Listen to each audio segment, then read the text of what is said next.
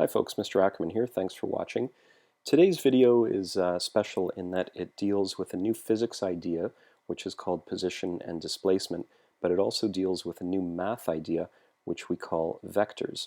And so at this point, I'd like you to just pause the video in order to have a look at some of the questions we're going to answer, as well as to take a look at where we are in the homework schedule, and also to look at the learning goals and success criteria. Pause the video now and have a look at those, please. Okay, and you're back. So what we're going to do at this time is I'm going to get right into this new math idea called vectors. And once you understand that, we'll be able to understand the physics idea of position and displacement. Here we go. So first of all, this word vectors, what does it mean? Well, actually, it's got some relation to another new word called scalars. And I think if I explain to you what scalars are, then pretty soon you'll understand what vectors are. Let me give you an example of some scalars. You actually are already familiar with these. One example would be the quantity that we call mass. For example, your mass might be 65 kilograms, and that is an example of a scalar. Temperature. Maybe the temperature outside is something like 12 degrees Celsius. This is an example of a scalar. Another one might be time. This video, I hope, won't take too long since it's got a few ideas. Maybe it'll take 25 minutes. Let's see. 25 minutes is an example of a scalar. Another one might be speed, which we've talked about already in class, so I want to show that as an example.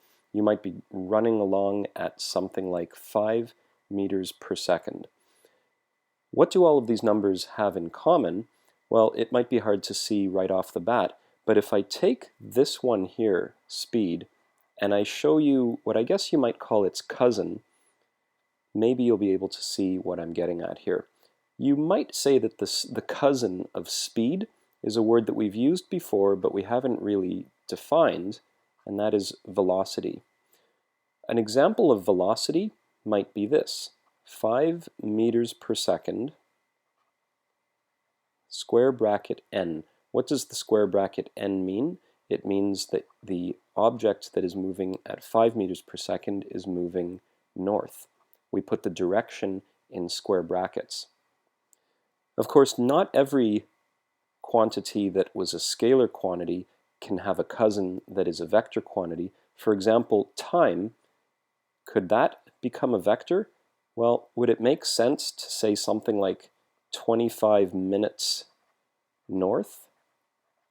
Well, in some ways it would. If you were moving north and I wanted to know how far you had gone in 20 minutes, then yes. But time itself doesn't have a direction. So the idea of 25 minutes north doesn't really fall into the category of vectors. What about temperature? If I told you something like the temperature today is 12 degrees Celsius south, would you just walk on by and say, okay, or would you look at me kind of funny? You'd look at me kind of funny. Maybe you already look at me kind of funny. Now you'd look at me funnier, because 12 degrees Celsius south doesn't really sound right. There's no direction associated with temperature. Although, to be fair, the temperature could be rising or falling, but that's a different topic. Same thing with mass. Could we say something like, your mass is 65 kilograms east? What would that mean? That wouldn't sound very normal. That's because it doesn't mean anything. Mass is not a vector. Temperature is not a vector. Time is not a vector. Speed is not a vector. Speed is a scalar, but its cousin velocity is a vector. Vectors are quantities in math and science where there is what we call a magnitude. That's the number part. We refer to this as the magnitude. And there's also a direction component to it in order to describe what's going on. And in this case, we're describing motion, velocity. Can you think of any other things or descriptions of velocity, descriptions of motion that you might talk about? I'll give you a hint. A scalar example might be the distance that you travel. For example, maybe you walk 280 meters to school every day. But you could tell me a little bit more about this. You might tell me the direction that you walk in. In that case, we would have sort of, if you will, the cousin of distance, which as a vector is what we call displacement. You've probably heard the word displacement used in other contexts. If you remember in grade 9, I think, when you talk about density and mass and volume, you put irregular shaped objects like a rock into a can filled with water, and the water level rises, it gets displaced, and you collect that water and measure the volume. Well, in a similar way, displacement talks about where an object starts and where it stops moving, and we measure how far it goes, and so we might say something like 280 meters to the west. That makes perfect sense, and therefore displacement is also an example of a vector. It's got a magnitude, which in this case would be the 280 meters. That would be your magnitude. And it's got a direction, which in this case, of course, is west. However, I want to warn you that it is not true all the time that to turn something into a vector, you just add direction. As you're going to see, there are very specific definitions of what we mean by velocity and what we mean by displacement, and as you go through the course, you have to remember these definitions. So once again, to warn you, you don't just take a scalar, add direction to it, and suddenly it becomes a vector. Velocity and speed really are different things. Displacement and distance really are different things. But just to get you started and give you an idea of what we mean by scalar and vector, this example should do. So, now that we have an idea of what vectors are and what scalars are, let's talk about how you'd represent them on a piece of paper. If you take out a sheet of paper right now, I'm going to ask you to imagine the following. Imagine I ask you to draw or just make a sketch of some motion that you undergo. Maybe in the morning you go to school, and so you might draw something like this, a compass. We've all seen this in geography when we deal with maps. Maybe I'd say something like, well, let's look back at this example that we gave here. Suppose you walk 280 meters to the west to get from your house to school. So let me draw that here. I'm going to use a different color to help highlight it. So we're going to go, let's say this is your home at the origin here, and you're going to go 280 meters to the west. This is home, and there's school. And we're trying to represent 280 meters to the west.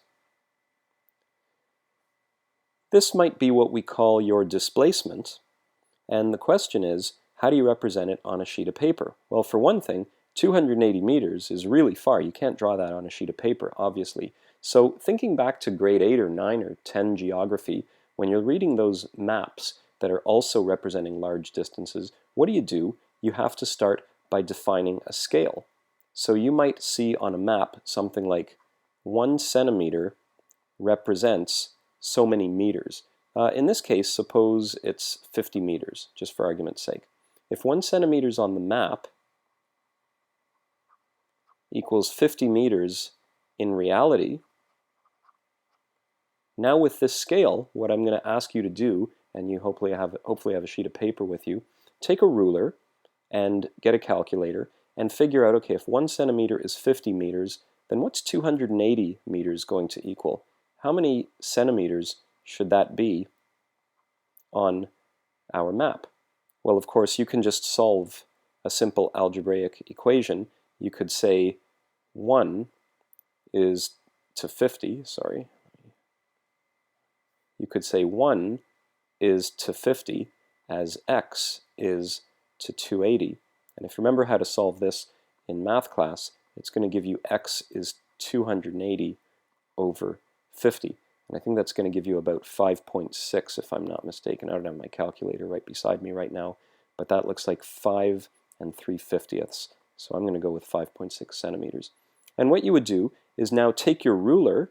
So yes, if you do not have a ruler that measures down to millimeters, you better go buy one. This is one of many warnings that I'll make in the course. If you don't have a centimeter or millimeter ruler, you have to go buy one. I don't have any extras, so I can't lend them during a quiz or test. You're going to have to get your own at the dollar store. Okay? Anyway, 5.6 centimeters is the length of this distance on our map. And all we do is we draw a straight line from home to school like this. The line has to have at one end, at the arrow tip end, something that we call the tip of the vector. And at the beginning end, it's got what we call the tail of the vector. So a vector starts at the tail and runs to the tip. Now it's got to go west, because that's what we said the displacement was. And of course, it's easy to draw west on a map. You just go directly to the left. All right, so that's an easy example to get us started. But suppose you were going somewhere else. Suppose this time you wanted to go from home maybe to the mall. And let's say that the mall is somewhere up here. A greater distance than 280, and also not west or north or east or south, easy to draw. Maybe we'll say that it's, oh, I don't know, let's kind of draw this out and get an idea of what that angle might be in there. What do you think that might be? I guess you'd really need a protractor to measure this, so that reminds me of something else. You've got to buy a protractor if you don't have one. I also don't have extra protractors, so go to the dollar store and get one if you don't already have one. I don't have one in front of me, so I apologize, but I would guess this is, I don't know, maybe 25 degrees? Whatever it is, can't be too far off. How far would this be? I don't know, let's imagine that the mall is something like 350 meters in that direction. Now, how do we note this direction? It's not north, and it's not east. It's kind of mainly north and a little bit east. Well, the way you write this is you use these square brackets like we always use for direction, and you go like this. If I start off pointing my body north, and I turn a little bit over to the east, so you write N, and then you put E over here, how many degrees do I need to turn? 25. And you'd get this. So this displacement vector from home to the mall would be written as 350 meters north, 25 degrees east. Of course, since there's 90 degrees from north to east, you, or probably some of you who are looking at the mathematics here, will realize, hey, that means this is also 65 degrees in there. And I know some of you are going to ask me, can I write east 65 degrees north?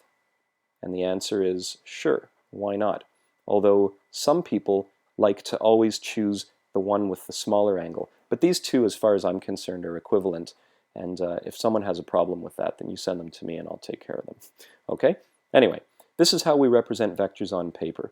They are straight lines that go a certain distance based on the scale, and they have to have a certain direction, and for that you use your protractor. And this is how you write the direction with square brackets, and of course the magnitude part comes before that. All right? Now let's look at a real example of this, and as we do that, what I'm going to do is try to imagine a place that people like to go to just have fun and unwind, and that place would be Niagara Falls. I want you to imagine that you and your family, or maybe you and your friends, are heading out to Niagara Falls. I've taken this image off of Google Maps, hope they don't mind, and imagine that you decide, hey, we're going to stay at the Falls View Casino Resort. The only reason I'm choosing this is because it's the only hotel that happens to be on this map. I don't own stock or shares in Falls View Casino Resort, so I'm not advertising for them. But anyway, suppose you decided to stay here, and one day you go out of the hotel and you walk along this road, and then that road. You decide, hey, let's go down and walk along the falls, along this road here. And then when we get to Clifton Hill is a fun place if you've never been there. There's haunted houses, there's a lot of candy shops, there's all sorts, there's like a wax museum, there's an old car museum, neat stuff around there. There's even some amusement park rides. Maybe you go there to a haunted house. So this is the path you take. You just follow these arrows. You're not going in a straight line. You're just following the road. Well, first of all, you've moved. So one thing we can talk about is your distance. How far have you moved? Now, you already know the symbol for distance, which is the Greek letter delta and the letter d. And of course it's measured in meters. When someone asks you to calculate the distance, it means literally how many steps or how many feet or meters or kilometers did you take. So if you are using a meter stick to measure this, just keep laying out that meter stick. If you're in a car, take a look at the odometer reading in the car. How many kilometers has the car gone when you started the trip and how many at the end, and just subtract the two numbers and figure out how far you went. Distance is really just the length of the path that you took.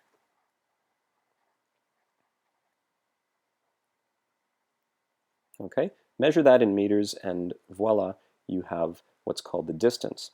However, in physics, we sometimes like to talk about a different way of describing motion, and this is what we call displacement. So right now I'm going to switch colors so that we can distinguish what's going on here. Let's talk about displacement. I'll do that in a different color. When we're talking about displacement, it's really easy. All you got to do is note where you started and where you finish, and it couldn't be any easier. All you draw is a straight line from start to finish. It's almost like if you think back to displacement in grade 9 with the rock getting put into the can of water to measure its volume.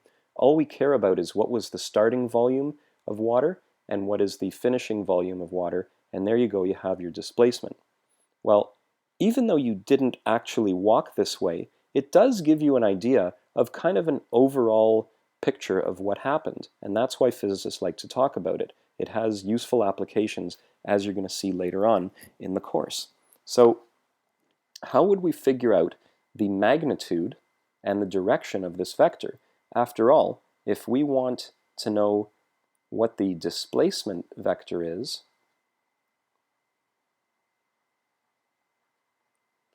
then we need to know from start to finish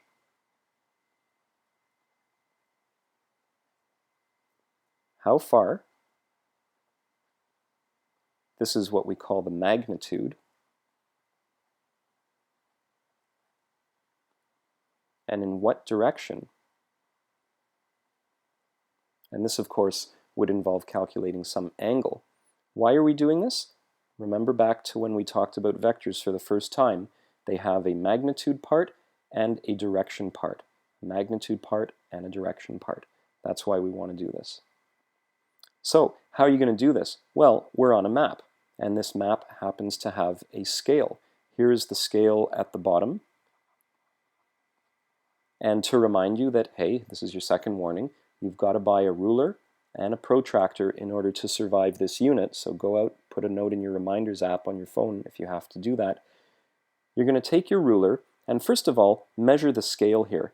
Figure out how many millimeters on your ruler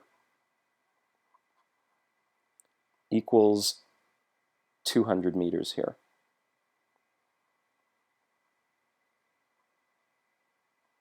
In reality. Of course, we could use feet, but we're going to stick with meters here. Okay, so first do that. Figure it out. Now this ruler is taken from an image on the internet. I forget whose it is. I apologize. Same with the protractor. However, I don't know if this is actually a scale ruler, a proper ruler. I know I've enlarged or shrunk this image, so I'm not actually going to do this. You might want to hold up your own ruler to the screen right now, pause the video and do this, and figure out what the conversion factor is, and maybe check with your homework partner to make sure you're doing this correctly. Of course, if you guys are using different computer screens, this image will be larger or smaller, so you'd have to be careful about comparing apples with apples there. Anyway, you're going to find the scale here using your ruler. And then what I want you to do is to measure this orange line. Figure out how many millimeters long it is, and then convert into meters. It looks like it'll maybe even be, I don't know, maybe as much as a kilometer or something like that. So looking at this, that's about 200 meters. How many of those could we fit in here? Maybe close to 5. So I'm guessing this is going to be about a kilometer using some critical thinking skills. If I get an answer that is not close to a kilometer, I'm going to know something is wrong. That'll take care of the magnitude part of the calculation. What about the direction? For the direction, that's where your protractor is going to be used. Now on Google Maps, from what I understand, if you go up and down the side of the image, that defines the direction that we call north and south. So assuming that's north and this is south, and then it logically follows that this would be east and west. So assuming this is true, and I hope for the good people at Google it is, then how would you use your protractor to figure out what angle this makes? It's kind of hard to see. It looks like the direction looks something kind of like north and a certain amount of degrees to the east. Use your protractor to figure this out, but careful that you line your protractor up properly. How do you do that? Well, unfortunately this is not a see-through protractor, so it's really hard for me to try to do what I'm about to do. But watch what I would do. I would pick up the protractor and I might bring it over here and turn it around like that. Okay, now the problem with my protractor is it's got a white background, so you can't see through to the map. Your protractor that you're going to buy at the dollar store, if you don't already have one, is see-through, and so you can line it up really carefully with the east-west line at the top here. And if you do that, and you try to get the 90 degrees, if you try to get this 90 degrees to drop right through there, and draw yourself a straight line that looks kind of like that, if you do this carefully enough, you'll automatically know what is north and south. And then all you got to do is now move your protractor over here and measure this angle. The angle, often in math we refer to that as theta. That's what's going to go in here. Okay, now I'm just going to go back a few steps because I don't want to ruin my lovely diagram here. Okay, but hopefully now you have an idea of what to do. All right. What does that angle look like to me? Certainly no more than 45 degrees, probably closer to 30 degrees. So I would check that maybe you're getting 1 kilometer roughly as your magnitude and maybe 30 degrees as your direction. Obviously these numbers will be slightly different if you measure carefully. And that's what displacement is, straight line from start to finish. Figure out how far and in what direction.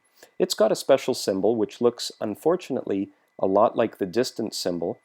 Instead of just delta D, it's got this little arrow on top, and we have a name for that arrow.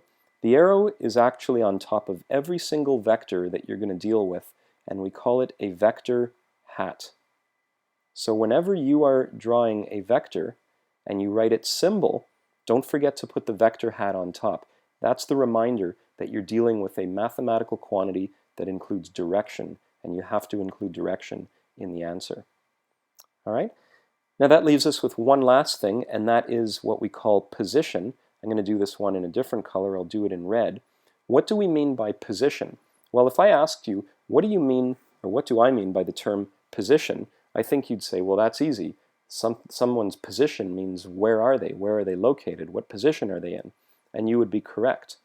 For example, let's say you were walking along on the way to Clifton Hill to the haunted house, and you decided to stop right here, where I'm putting this red dot, to admire the waterfalls. If you've never been to Niagara Falls, it's great. Here's the Canadian Horseshoe Falls, and here's the American Falls over there. They're both very different, and they're both beautiful. So you're standing here so you can get a good look at both. Now I'm going to ask you, what is your position? Maybe I call you on your phone and say, hey, what's your position? And you say, well, I'm right here standing kind of opposite the American Falls and a little bit downstream from the Canadian Falls. Say, okay, that's cool, thanks for letting me know. Maybe you could note your GPS position, something like that. However, we often in physics, we are not the thing being observed, we are doing the observing. For example, I might be in my hotel room right over here. Maybe I didn't want to go to the haunted house on Clifton Hill, and therefore I stayed in my hotel room. And now I got bored, so I called you up and I said, where are you? I want to come meet you. You say, I'm over here opposite the American Falls and just downstream from the Canadian Falls. And I look out my hotel window and I see you waving to me off in the distance.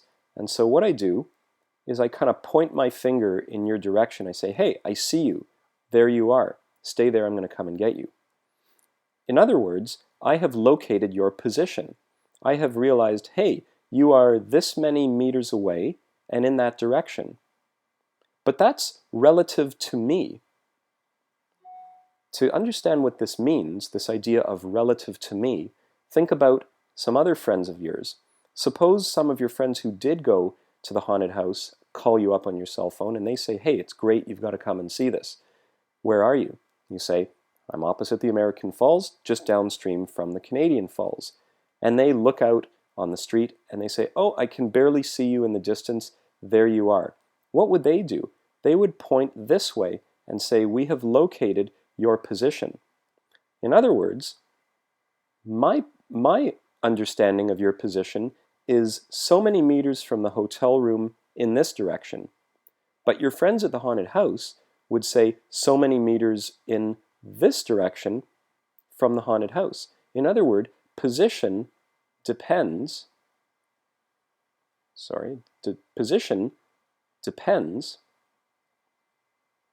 on what we call a reference point.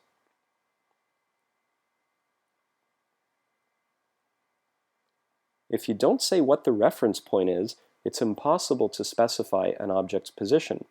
So what I'm going to do here is ask you to do the following. Measure this position vector, find its magnitude and its direction using the same ideas we used when we talked about displacement. Use the ruler and the protractor to figure that out. And write a certain number of meters in a certain direction, but relative to the hotel. Make sure you write that in.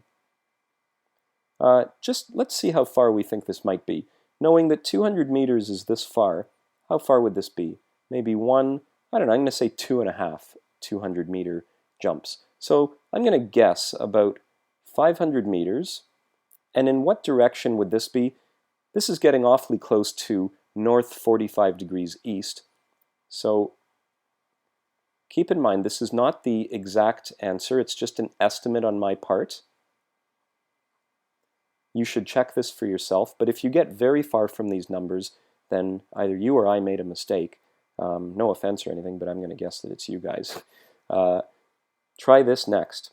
Figure out the position relative to the haunted house. What is that one going to be? Well, again, using these tick marks, I think it's going to come out nearly the same. It's going to be probably close to 500 meters as well. That's a coincidence, by the way. I don't mean to imply that all positions have the same magnitude. However, the direction is definitely going to be different. This direction is very nearly in the southern direction.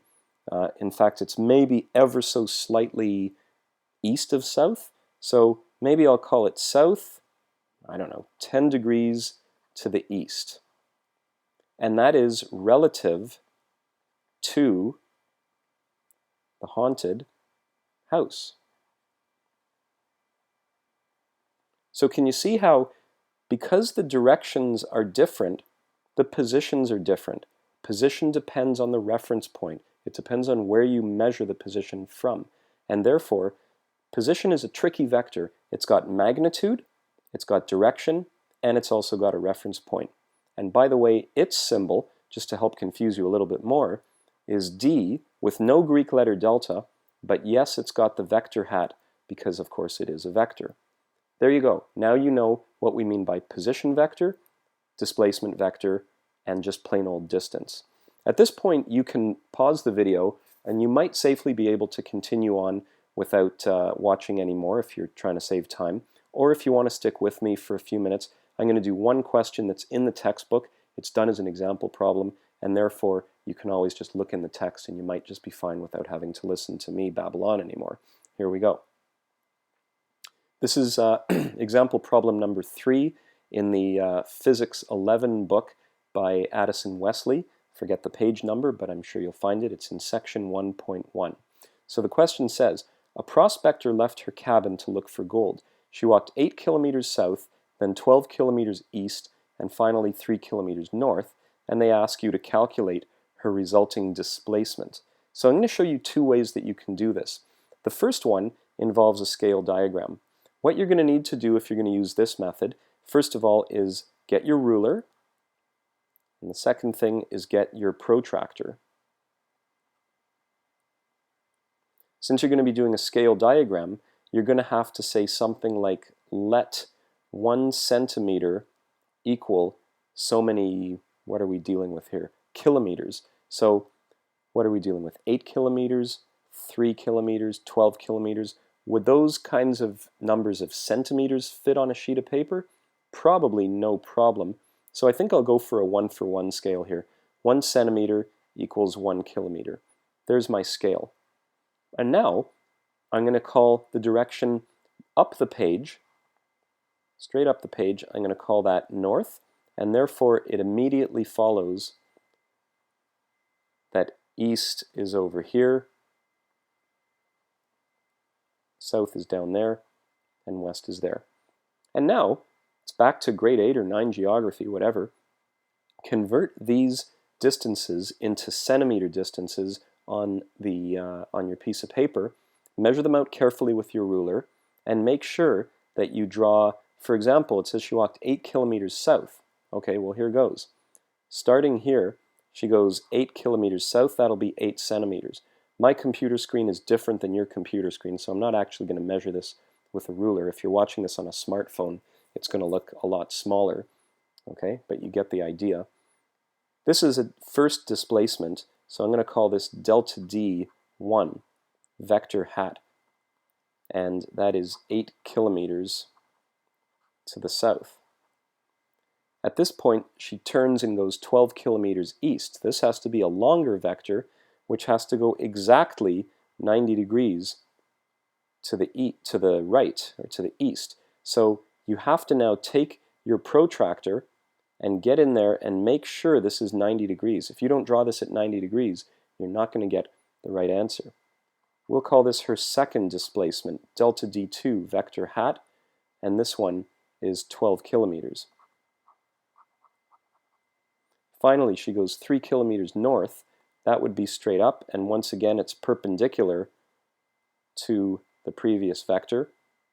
So again, get your protractor out, measure off 90 degrees there. I'm going to call this delta D3. This one is 3 kilometers. Oh, I forgot to write east for that one, and of course this one is north. And then they ask for her displacement. So you go, oh crap, I can't remember what displacement means. Well, you got to memorize your definitions, folks. You got to memorize these because they won't be given on a test. You got to know that displacement is a straight line from start to finish.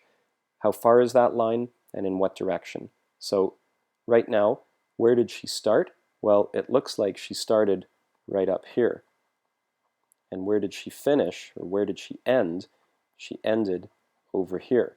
So get out your ruler and draw a straight line that goes from one end to the other.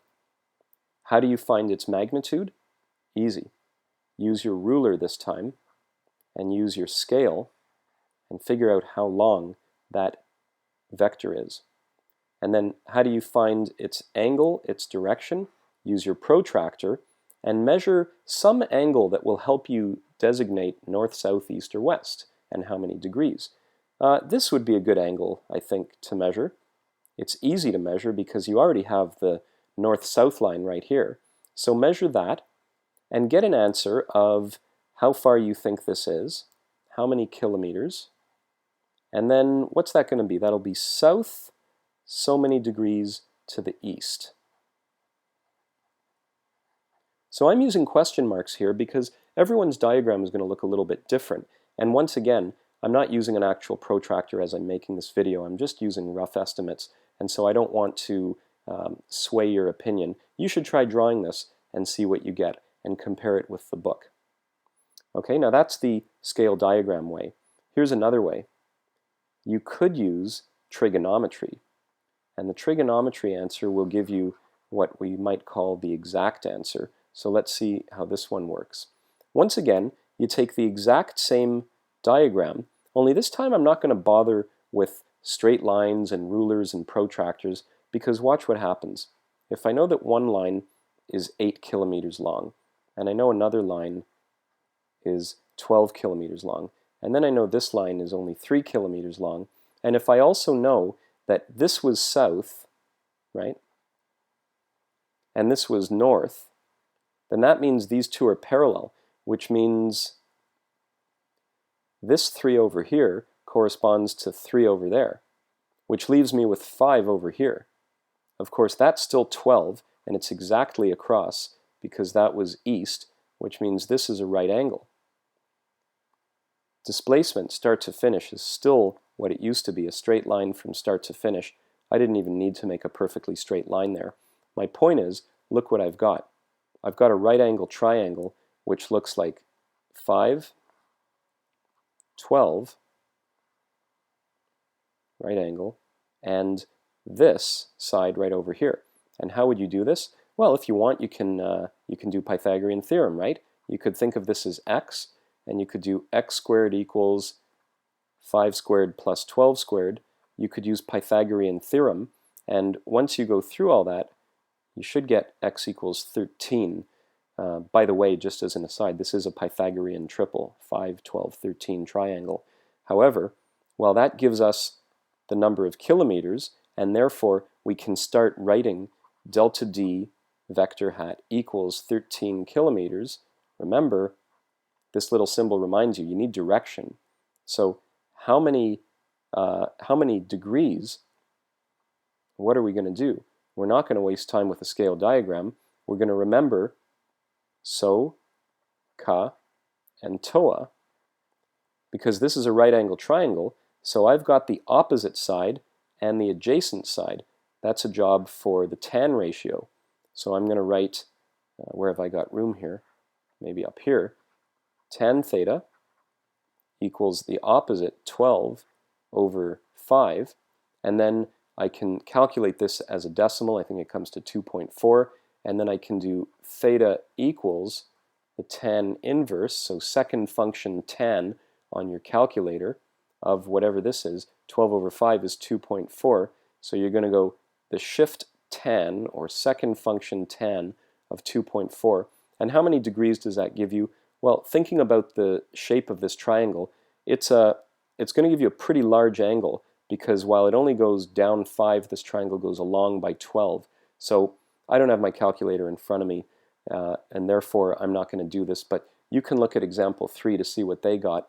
I'd be expecting a number greater than 45 degrees for sure, probably bordering on 60 or maybe even 70 degrees, possibly more. I don't know my tan ratios off by heart when we talk about weird decimals like 2.4. But this again is going to be south, a whole bunch of degrees, to the east. And you can get the same answer that you had over here. However, you can do it without having to draw a scale diagram. You can use trig. And there's one final thing that I'd like to say to you, which is that what we've been doing here, if you look back at this diagram, when we took delta d1, the first displacement, and we connected it to delta d2, the second displacement, and then we connected it to delta d3, the third displacement, this is what we call adding vectors. Hence the title of this slide here, how to add vectors. When you add vectors, what you do is you connect the tip of one vector to the tail of another vector, and then you connect the second vector's tip to the tail of the third vector. And then in the end, the resulting vector goes from the very beginning to the very end. That is the result, and this is what we call vector addition. What I've done here in mathematical language is delta d1 plus delta d2 plus delta d3, which gets me, I know from doing Pythagorean theorem, it gets me 13 kilometers. And because I'm lazy and don't have my calculator and can't be bothered looking in the book, I don't even know the exact angle, but I know it gives me south a whole bunch of degrees to the east. And so one last thing, notice 8 plus 12 plus 3, what is that? That is 23, isn't it? In other words, it's not 13, which we know is the correct answer. In other words, vector addition is not the same as adding numbers. When you do this new thing called adding vectors, you have to connect the vectors tip to tail to tip to tail, and the result goes from the very start to the very end. That's all, folks. You now know everything that I promised you in the beginning of the video. What is a vector? What is a scalar? What are some examples, the position and displacement vectors, and how do you add these? All right, sorry for the long video, but we did learn a lot today. Thanks for watching, and I will see you in class.